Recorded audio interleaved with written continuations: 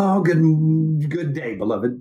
One of the things I think about when I read the Gospels is how often Jesus is put into difficult situations.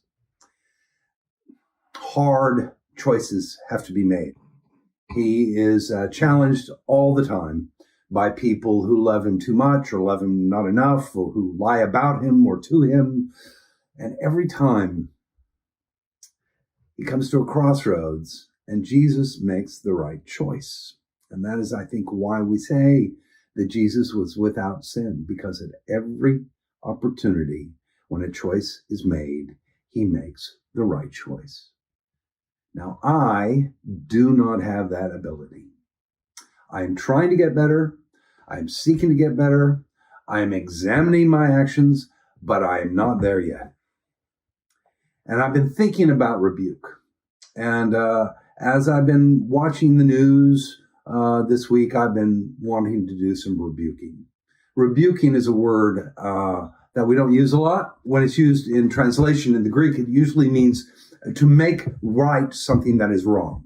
And when we rebuke somebody, it's usually some sort of sharp command to stop the action right now. Get out of traffic. That's an alive electrical wire. Stop it. That's a rebuke.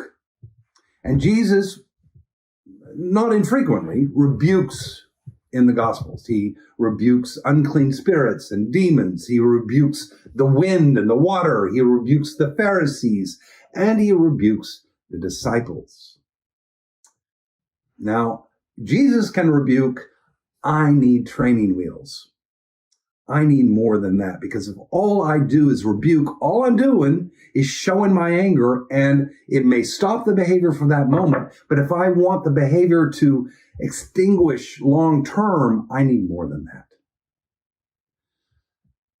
Thankfully, Paul has something to say on it. In a letter to a mentee that he had, whose name was Timothy, a young man that learns from Paul. And Paul writes in two really personal letters that you might write to your aunt or your uncle, personal letters. And they have found their way into the New Testament, these one-on-one letters.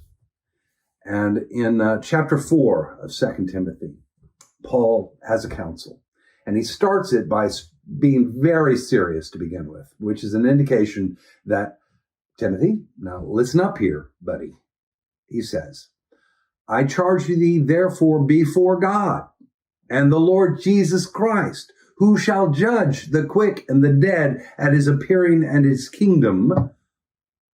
Listen up now, Timothy. He says, Timothy, quote, preach the word. Now, what exactly is that word? That's a lot to take in, but part of that word is announced in John 1, in the Gospel of John. In the beginning was the Word, and the Word was with God, and the Word was God, and that Word is love. Paul goes on to say, be instant in season, or out of season. Do these three things. Reprove, rebuke, exhort with all the long suffering and doctrine. That means be patient about it. Be willing to go back to it again and again. For the time will come, he says, when they will not endure sound doctrine. He's talking about later on when Timothy is a leader. He's saying there will be people who forget what the word is, how we are supposed to behave as Christians.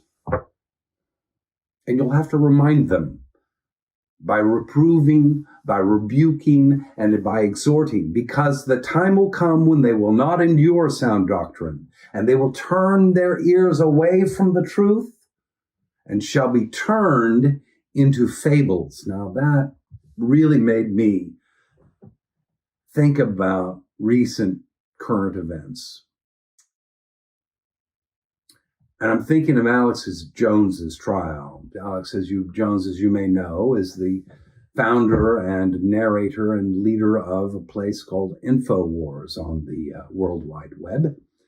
And he was recently rebuked by a court to the tune of $965 million for lies that he told about the Sandy Hook families.